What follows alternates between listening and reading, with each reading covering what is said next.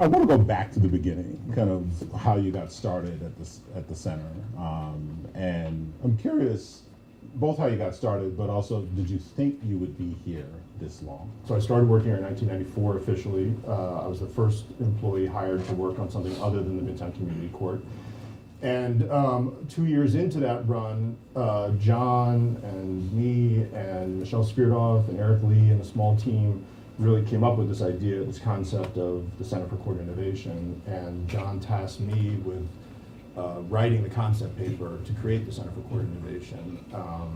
And then we went out and shopped it to the Chief Judge of the state at the time, and we shopped it to the Department of Justice. And so I had the great good fortune of being here at the start of this whole enterprise. Yeah. I'm curious kind of how you see the center's kind of charting a course for the center moving forward in the work.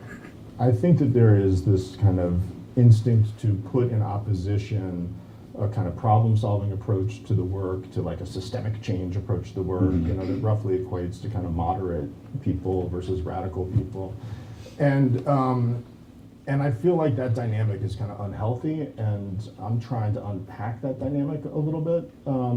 And so not too long ago, Julian and I wrote a piece we titled something about like radical incrementalism. And I don't know how successful it is. You can judge for yourself if you read it.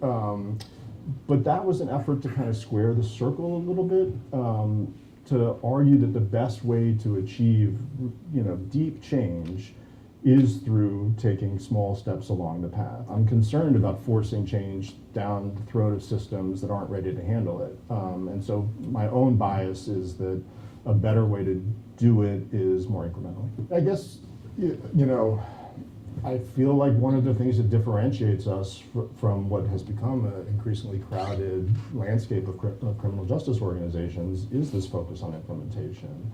And that we're not just issuing position papers, or we're not just condemning the ills that we see, but that we're actually willing to roll up our sleeves and try to make a difference. Once over a beer, you had said to me, just when John was leading the center, you said that like one of the fundamental challenges, decision points, is whether to kind of stay small and, you know, kind of nimble or grow. Clearly, whether intentionally or not, the center has grown. And you know, I'm kind of curious. I want to revisit. I want to go back to that. At this point, like, do you think it's about growth and scaling? On the one hand, I'll be clear. Like, I am motivated to make the center the baddest criminal justice organization in the city, right? And by bad, I mean in the LL Cool J, bigger and deafer sense of the word. And so that's growth, you know, like part of that is growth. And so I'm super proud of how big we are and how awesome we are. And like, you know, again, everyone can judge us for itself, but I feel like we've largely accomplished that, and we'll hopefully, knock wood, continue to accomplish that.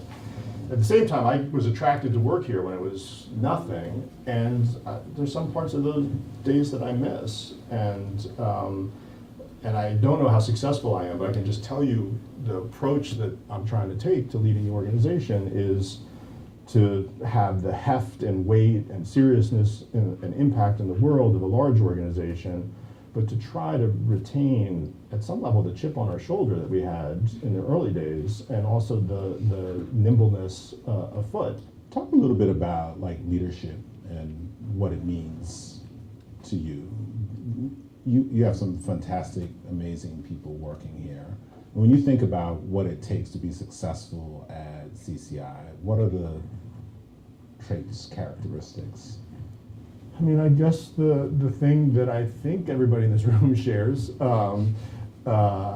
is a kind of interest in both doing and thinking. And again, I think often we say those things are in conflict with each other, and I think the Center for Court Innovation is trying to bring them together. And I think it's attracting people, I think when we're at our best, we're attracting people that are interested in the world of ideas, who are intellectual, but also who want to not just write papers or not just have conversations, but actually want to do the work. Yeah. You know, and actually want to go forth into the world and manifest our ideas on the ground. And I think that to me, that's the essence. If I had to drill down what is the essence of the Center for Court Innovation, I think that would be close to it. I mean, one of the reasons that I work here, is that I love the people, and I love the people because they're kind and smart and decent and also quirky. Yeah,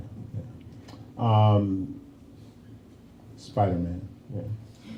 What's the deal with Spider-Man? This people are curious about this. I'm a big Marvel fan, more a Hulk guy for some reason. I just love that inner tension and struggle. It's gonna, for me at least, define my existence. But for you, Spider-Man is like a character that you celebrate the most, and I'm curious why.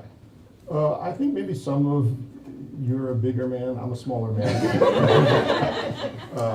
Peter Parker was this nerdy, skinny guy. I kind of related. You related to the that. physicality of him. But Spider-Man is often first of all, he's a smart ass, which I also related to.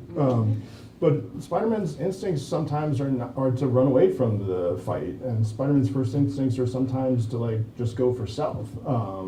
But in the end, he does the right thing, and that's different than Superman or some other folks. And I guess I related to that internal monologue in his head, and I continue to relate to it powerfully. Yeah, for whatever reason.